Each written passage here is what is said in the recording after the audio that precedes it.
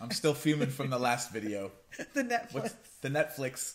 Allison watched The Punisher's first episode for the second season without me, and then she texted me to tell me that she was watching it for us to see if it was going to be fun for us. I'm sacrificing for us, honey. Fuming. I'm fuming.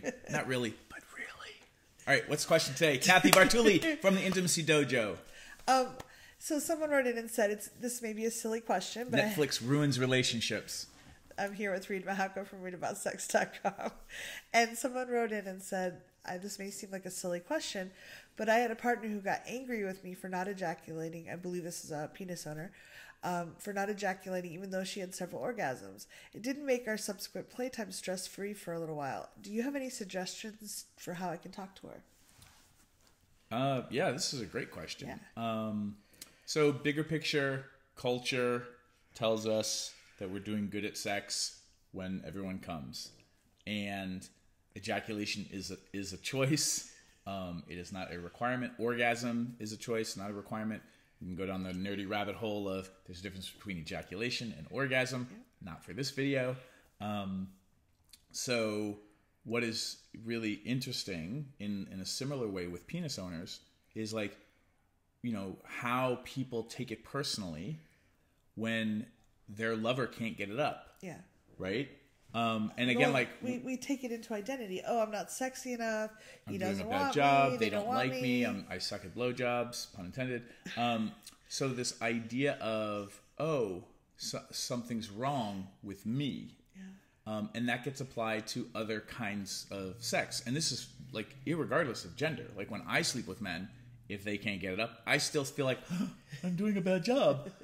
And I know this stuff. So same thing applies to ejaculation.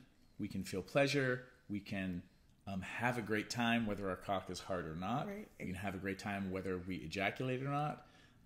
And in similar situations with talking with vulva owners, I would start with this idea of hey, I can't always come when I want to, just like some of my female friends, my vulva owner friends, trans or whatever, sometimes they can't come. Yeah. It's like that for dudes too.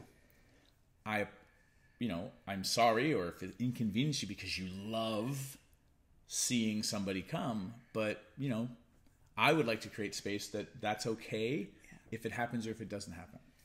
I think it takes a lot of pressure off when I feel like I have to, or my partner. Sometimes I can feel kind of their intention, I really want to make you come, and I'm and I feel it doesn't make me feel like we're in the moment and exploring. It means it kind of feels like an agenda, unless I'm already really close to coming, and then it's kind of playful. But and negotiated agendas that's fine. Can be hot. Yeah.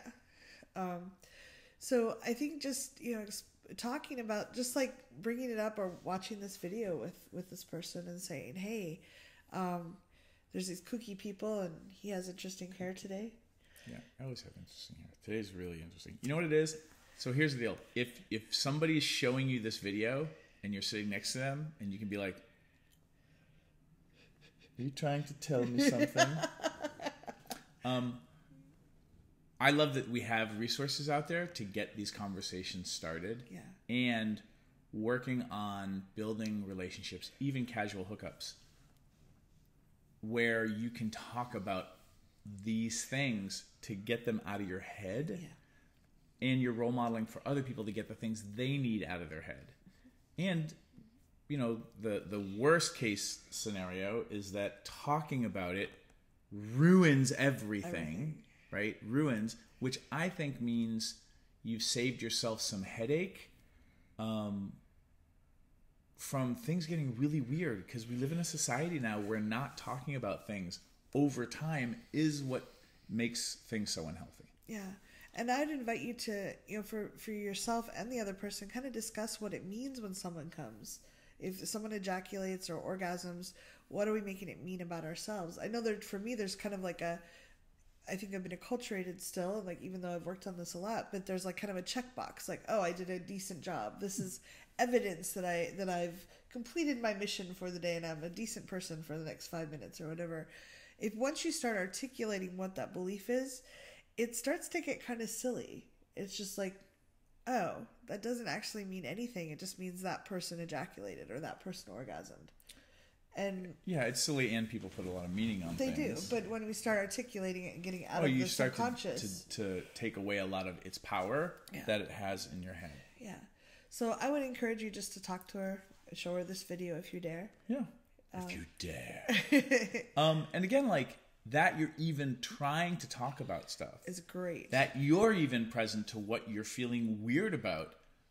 Like, that's a kind of emotional literacy and communication ability that is not rampant in society, unfortunately. And, you know, keep breathing. Use the difficult conversation formula to map things out for you. You can go to readaboutsex.com/convo, CONVO. And again, good luck. And thank you for being somebody, one, who would ask questions and give us excuses to pontificate, but also like that you're even thinking about this stuff, that you're even watching these videos means you're pretty awesome. Yeah, thanks very much. Please leave comments below.